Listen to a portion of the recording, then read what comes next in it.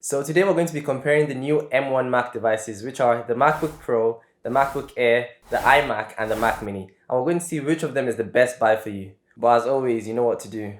Run that intro.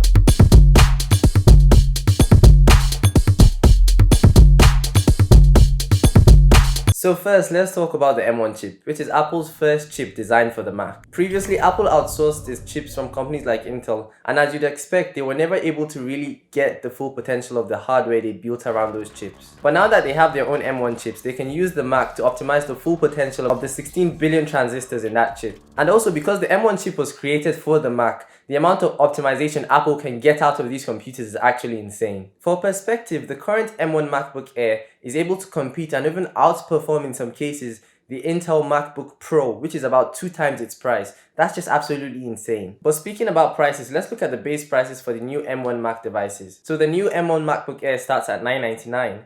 The MacBook Pro starts at $1299, the Mac Mini at $699, and the iMac at $1249. So obviously at first glance, it will look like the Mac Mini is the best choice for value. But if you think about it, the Mac Mini is just the CPU. You'd have to get a keyboard and mouse and a monitor to go with that. So when you put that into consideration, the price of the Mac Mini with all the peripherals would almost be as expensive as the MacBook Air. Obviously that depends on how much you want to invest in those peripherals. Another key thing to note is that the new 24-inch iMac is cheaper than the M1 MacBook Pro. Which is weird, but once we get to the part where we start discussing performance, I think you'd understand the reason why it's cheaper. The next main factor you should consider when getting one of these M1 devices is the use case.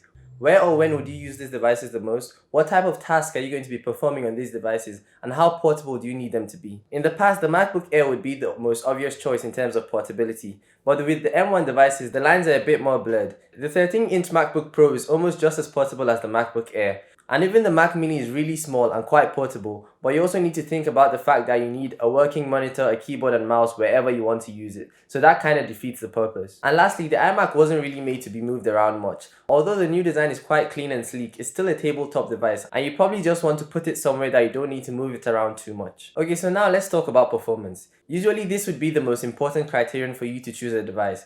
But again, with the M1 devices, the lines are quite blurred. For example, the iMac, which would be the most powerful devices normally, is only just as powerful as the MacBook Air. And that's probably why it was priced cheaper than the 13-inch MacBook Pro. Also, internally, the MacBook Air isn't too different from the MacBook Pro. The only main difference is that the MacBook Pro has a fan and the MacBook Air is fanless. So the MacBook Air is more likely to thermal throttle when you're doing more CPU or GPU intensive tasks. So really, performance-wise, although the M1 devices are miles ahead of their Intel counterparts, within each other, they're quite close. In fact, in most day-to-day activities, you'd hardly notice a difference between the M1 MacBook Pro and the M1 MacBook Air. One noticeable difference, however, is the battery life.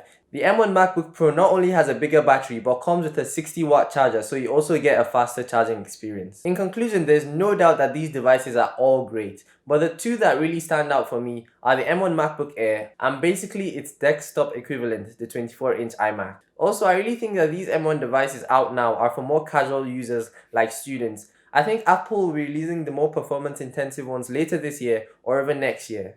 And those ones would probably have like an M2 chip or an M1X chip just to signify that they are more performance intensive. But for me, the MacBook Air ticks all the boxes. It's portable, it's just as effective in most tasks as the MacBook Pro, and it's also the most reasonably priced. But yeah, please don't forget to like, share and subscribe. I'll see you in the next one. But you know the vibes. Until then, stay light and stay jiggy. Safe.